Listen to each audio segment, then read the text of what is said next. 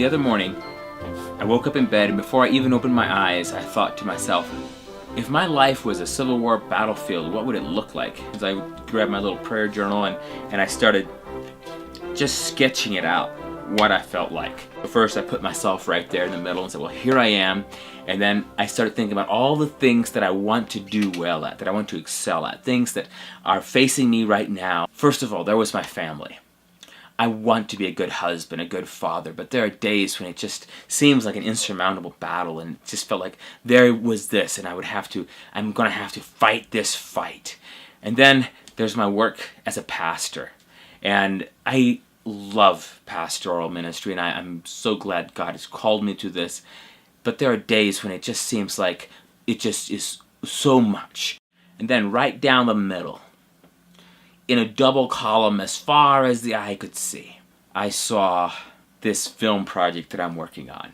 So I have all of these things and facing me, and so I'm trying to win and battle on all these fronts, and if that wasn't bad enough, then it seems like coming up from behind me is the fact that I need to provide financially.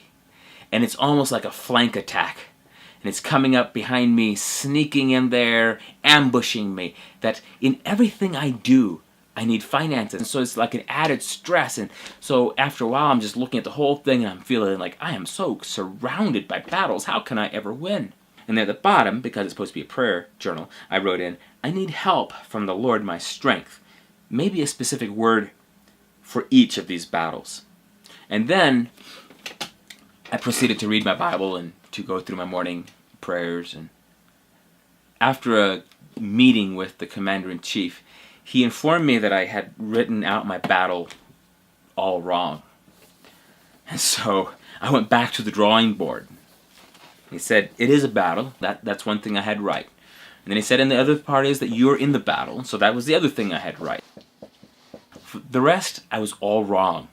And so, as my Commander-in-Chief explained to me, step by step, what it was that was actually happening. And he said, your marriage and your family. Your wife is not your enemy. Your children are not your enemy. They're with you in battle. In fact, they're fighting the same direction you are. And so you and your marriage and your family, you're one unit and you're fighting.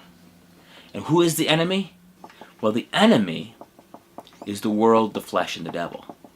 And you're facing that same enemy. And so now let's talk about the church. And so he took me over to where I had thought were the battle lined up against me from the church. And he said, this actually, the church represents all of these people, these other families, the other pastors. They're not your enemy. They're fighting with you against a common enemy. They're a huge army, all facing the same direction as you. He said, now look at this film project. This message is going to go out. Everywhere this goes, it continues fighting the world, the flesh, and the devil. And so this film is not fighting against you. It's part of your army. And as a good general, you need to learn how to direct it and use it and send it out there. And of course it's hard. It's because it's a battle. There was a day in Israel when there was a young man named David.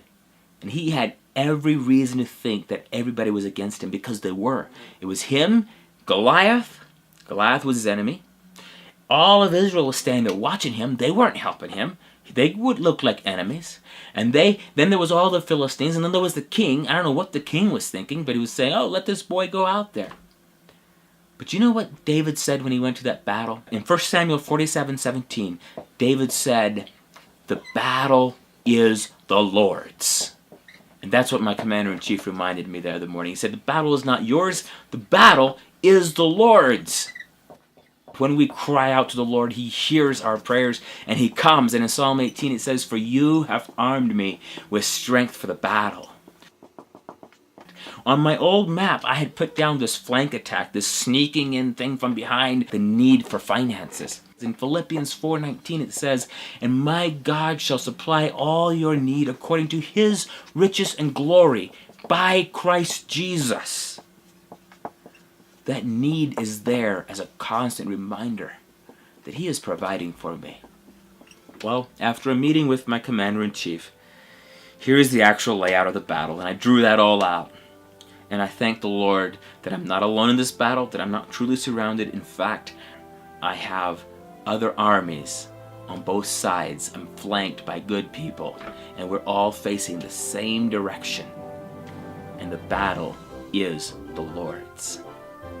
Maybe you should go and redraw your battle map and make sure that you're consulting the Commander-in-Chief. Blessings.